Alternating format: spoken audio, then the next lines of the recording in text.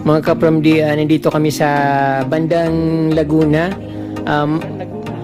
Maraliki Highway papuntang Infanta Quezon. So galing kami ng Tanay, galing kami ng Manila. So ang ano namin ay target namin ay Tanay.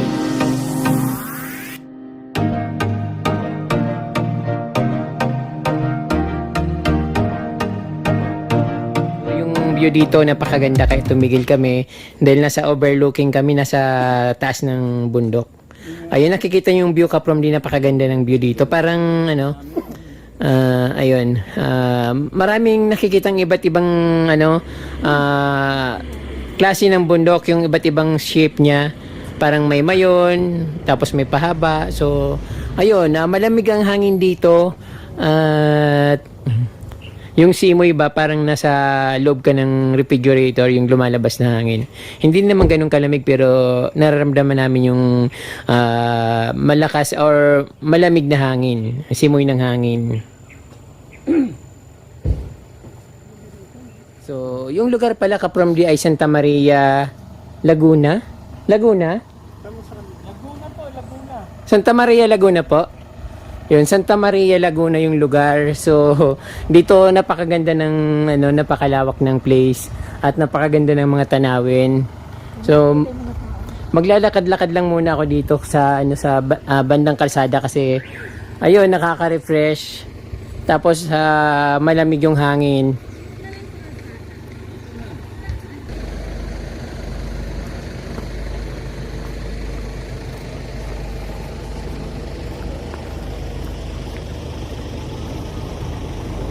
Parang Bagyo din yung ano dito, yung view.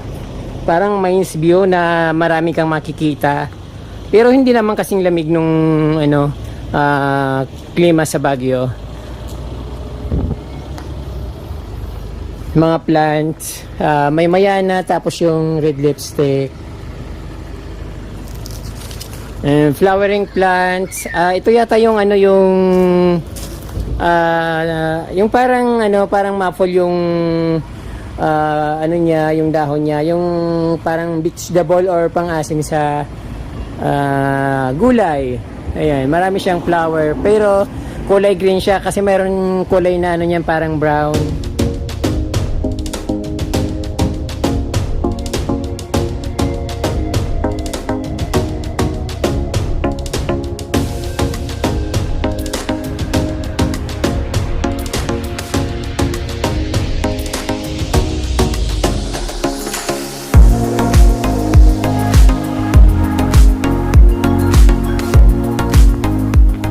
Santa Maria, Laguna, ang lugar na ito, going to Infanta Quezon. Mga marigold, different color ng kanilang flowers. Ito medyo dark yellow, light yellow, may red, saka yung yellow. Meron din silang birdnest ferns. Pero kaprom din nasa tabing kalsada ito, so walang bahay dito sa lugar na ito. Sa kabila meron, pero yung mga halaman parang inaalagaan naman nila dito. Meron, ayun, nakikita yung mga halaman dito. Ang gaganda, sayute. Then, ito yung bandira, parang bandira Espanyola. Mga flowering plants. Parang Bagyo rin kasi ito nakikita natin to sa Bagyo, 'di ba? Nagdala ako nito sa ano sa amin.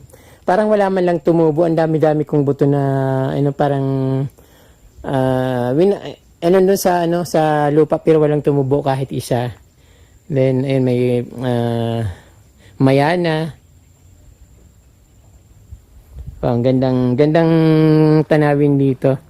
Puro ano, malamig na tapos ang dami-daming flowers.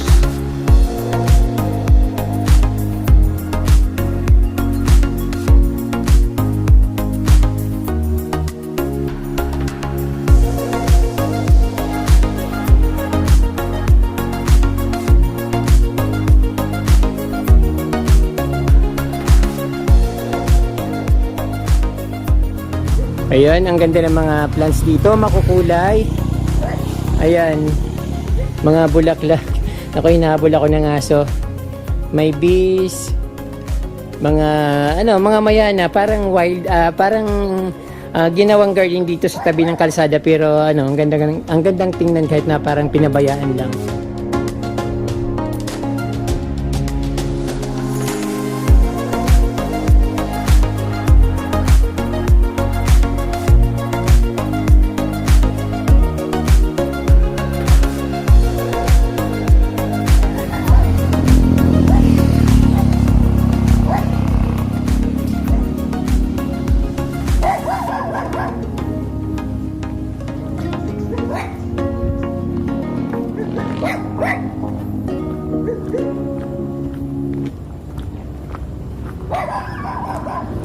Ganda ng kalsada, malinis.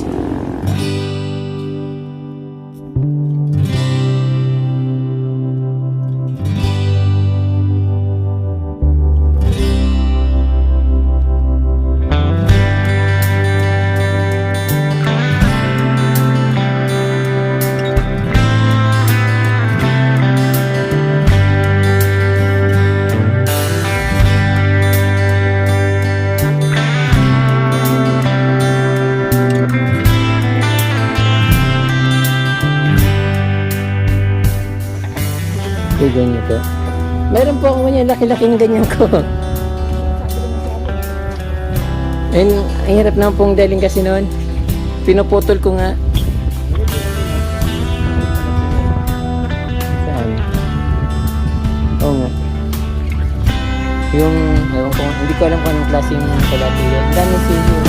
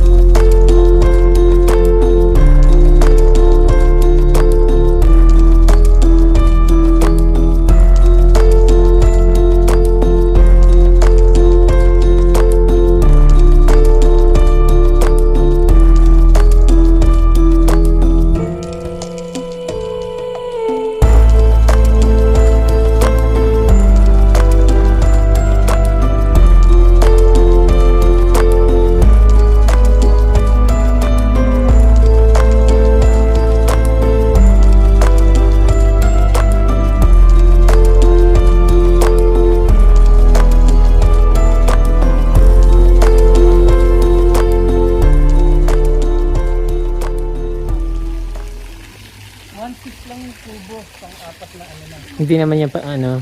May aircon? Wala. May aircon pa eh. 1.6. Ayun, nagtaas pa yung nakakapunta pa rin. Ano po yun nasa taas? Kita mo yan. Ayun, mga kubo-kubo din. Naka-aircon yung kubo nila? Wala nga. Mga pine tree. Wala nang entrance? Hindi pa masyadong pinupuntahan ng mga tao pero napakaganda ng lugar. Hanap sana namin mga garden pero maganda rin naman ito, so pag ganito talaga, pag nasa travel, so hindi mo alam kung saan ka pupunta, hindi mo alam kung anong lugar yung mayroon mga magagandang garden, so chill lang sa mga pasyal-pasyal lang sa mga magagandang views. Katulad nito, napakagandang views, cozy. Yung pool nila napakagandang tingnan, parang ang laki-laki niya, basta maganda siyang tingnan.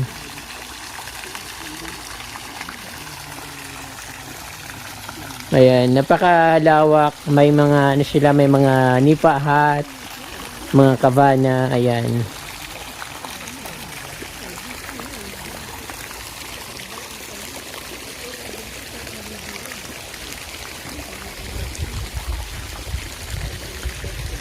Siguro kung may mga air condition silang mga cottages, pwede siyang maging 5-star resort kasi malawak siya, malaki. Yung seating niya napakagandang tingnan. Nasa ibabaw siya ng hills. Medyo umakit kami ng at least 100 meters pataas galing sa pinaka main road, main highway.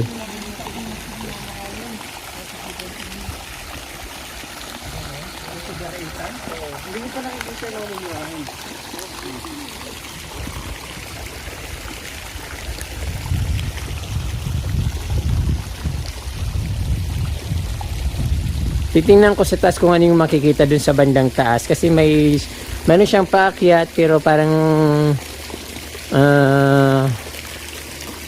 di-discover natin kung ano nasa taas. Maganda rin naman dito sa baba. Ay, nakikita nyo.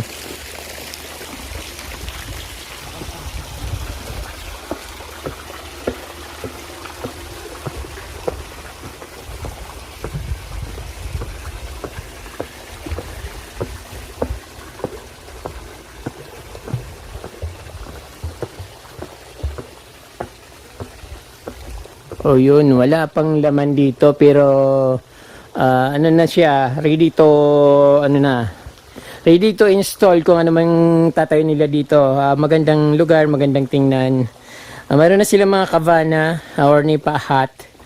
Yung sitting ng land, yung landscaping nila maganda. Halaman na lang yung kulang. Then dito sa baba ay nakikitang-kita yung napakagandang views dito.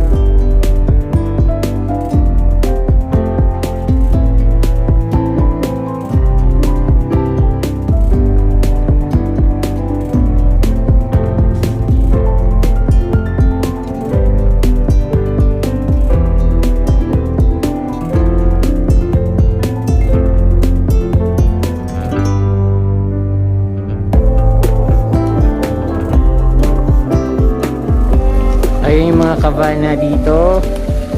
Good for kahit ilan siguro. Siguro pag mga group of 10 kayo, pwede na yung isang cabana. Kung hindi naman kayo nagtitipid, pwede nyo i-rent yung 2 cabana. So, ayun. Okay na dito magtambay, maghapon. Magpalipas ng oras. Malapit lang sa Metro Manila, Santa Maria, Laguna, via Maraliki Highway going to Infanta Quezon.